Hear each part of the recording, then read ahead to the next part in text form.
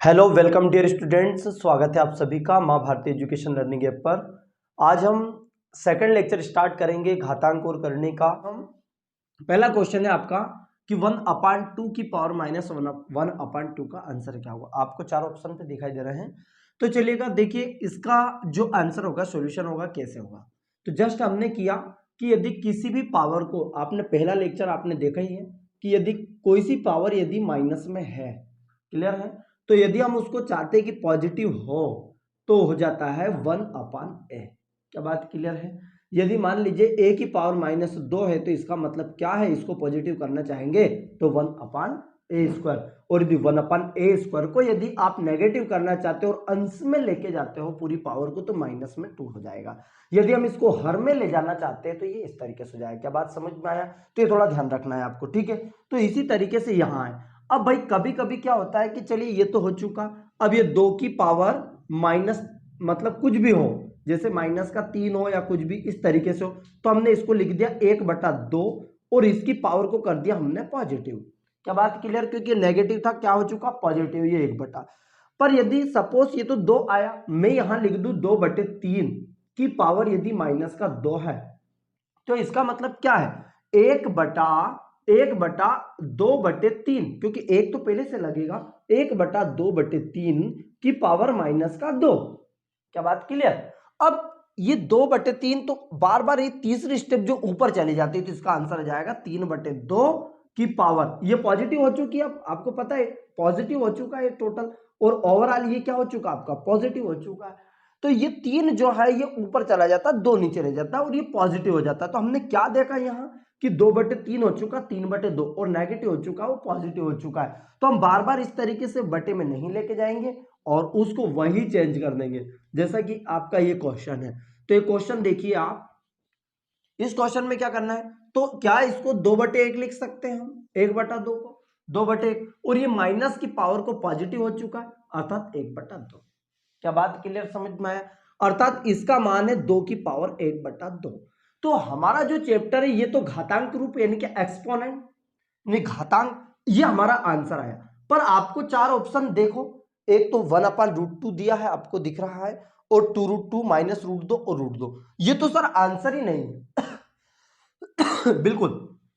अब लेकिन यहां देखिए करनी, तो इसको करनी के रूप में लिखिए। ये था एक घातांक रूप जिसकी पावर, जैसे मैंने आपको शुरू लेक्चर मैंने आपको इसीलिए ही आपका फाउंडेशन बनाया है ताकि बार बार हम सभी क्वेश्चन में डिस्कस ना करेंगे।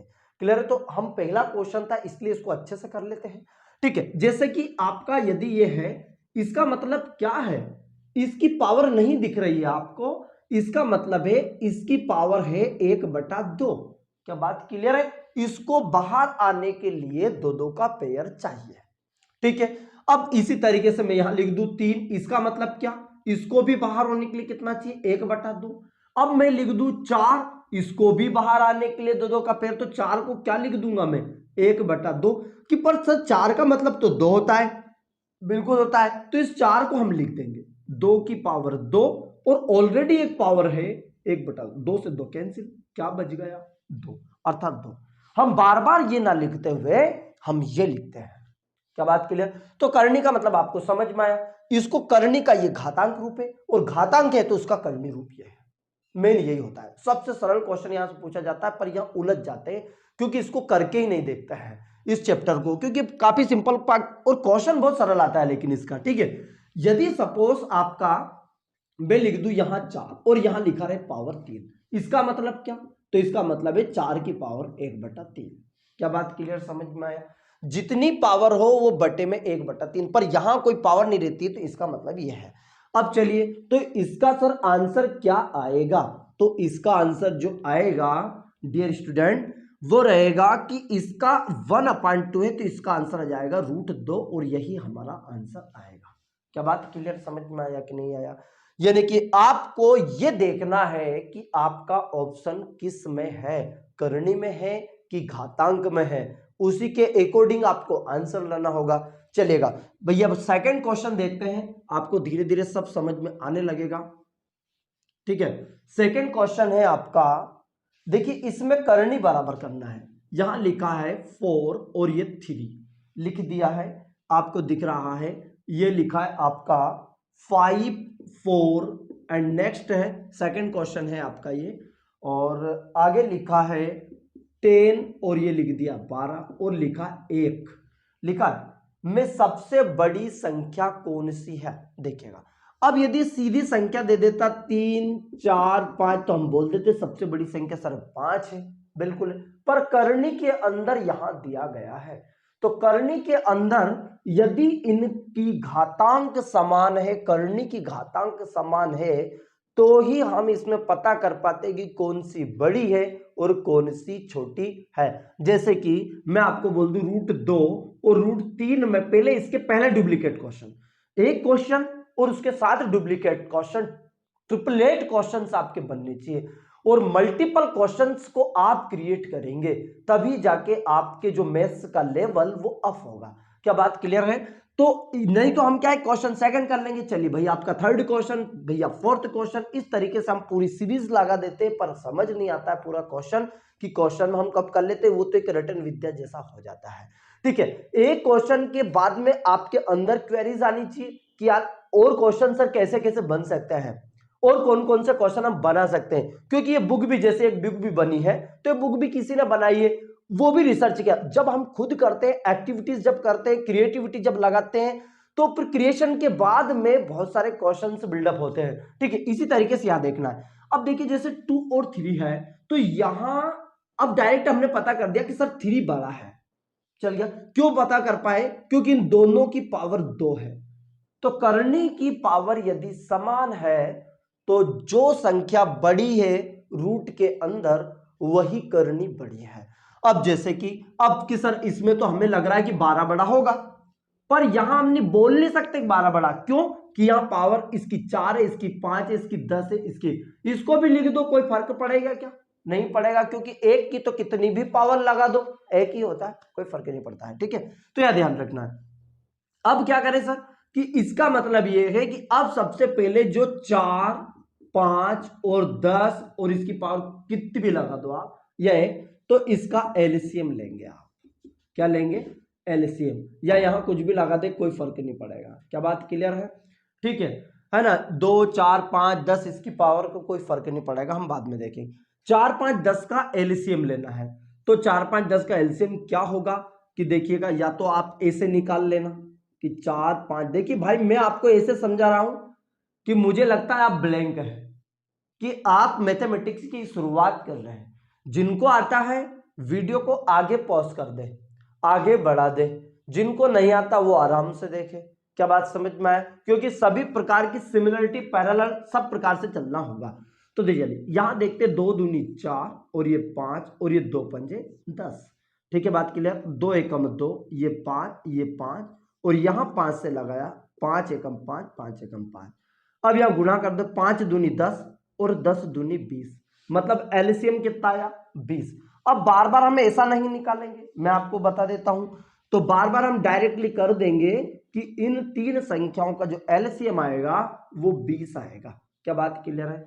अब क्या करेंगे हम, सभी की पावर 3 और ये 4 और ये 12 और ये 1, इन सभी की पावर कितनी लिख देंगे? 20। कितनी लिख देंगे भाई? 20। कि सर ये सभी की पावर को हमने इक्वल कर दिया। अब कर सकते हैं बड़ा, फिर करेंगे क्या नेक्स्ट? फिर आपको भाग लगाना है, 4 पंजे 20, ये 5 आ गया, 4 पंजे 20। क्या बात समझ में आया?